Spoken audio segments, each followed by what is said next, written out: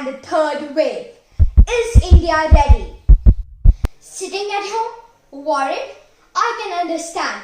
All of us have been hit very hard by the second wave of COVID-19. Should we panic? No. But should we be alert? Yes. घबराना नहीं, लेकिन सतर्क रहना है. This video places kids in context of the COVID catastrophe in India. So do watch it carefully till the end. Do share it with your near and dear ones. The first wave hit India in March 2020. Lockdown was announced and schools were closed. The second wave hit India recently in March 2021. It is not only very transmissible but also has a very high mortality rate. There's a speculation of a third wave, and if it hits, children will be at high risk. Why was there a second wave? One of the reasons is variants, or specifically mutants, which are more infectious. One such variant is B.1.617, which is called the double mutant, and it carries 13 mutations. Another reason being that COVID-appropriate behavior was not followed. Example, masks, social distancing, etc. Around 100 years ago, June 1918, Spanish flu had hit India, and it was just like the COVID-19. When the first wave was over, people thought that it was all over and stopped taking precautions. But they didn't know that the worst was yet to come. The second wave was much deadlier, just like in COVID-19. Global studies reveal that COVID can infect children in two ways, either with normal symptoms or with multi-system inflammatory syndrome, MIS-C.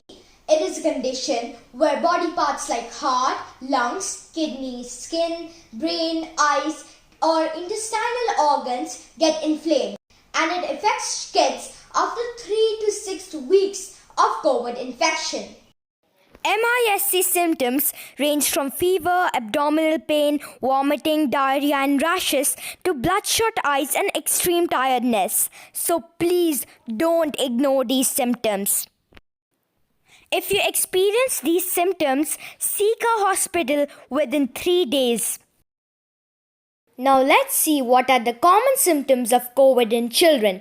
Some common symptoms include diarrhea, vomiting, abdominal pain, fever, body aches, cough, etc. If you experience these symptoms, get yourself tested and if possible, isolate yourself.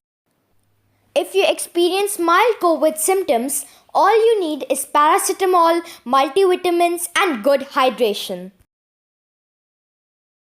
On your screen, we have some red flags that you need to look out for. These include increased respiration, breathlessness, increased irritability, high-grade fever persisting for more than 4 days, etc. If you experience these symptoms, consult the doctor immediately.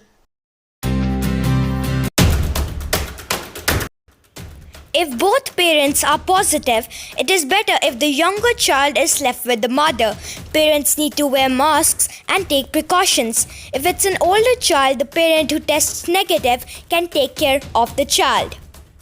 Avoid sending them to grandparents or relatives as they may carry infection.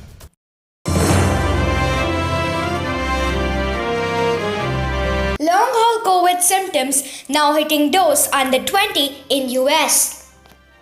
In 5 states, Maharashtra, Chhattisgarh, Karnataka, Uttar Pradesh and Delhi, 79,688 children have been infected by the virus between March 1st and April 4th. First case of black fungus in a child reported. 13-year-old undergoes operation in Gujarat. State governments form special task force for children ahead of third COVID-19 wave.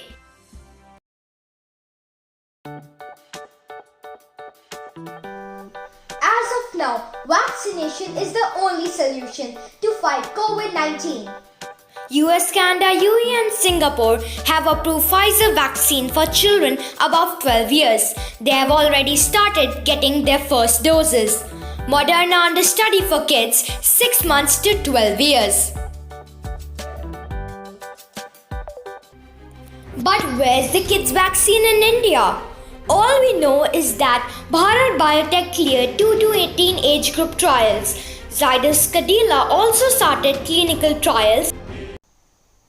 We have been locked up at home for over a year. Well, only trials so far. India is still not ready with the vaccine for kids. I request, plead and pray all governments of this country to create and implement now a national policy for children to help protect maximum number of children from this catastrophic situation. The children of India are not ready to accept any excuses this time. Any delay can be fatal. On the other hand, what we children can do?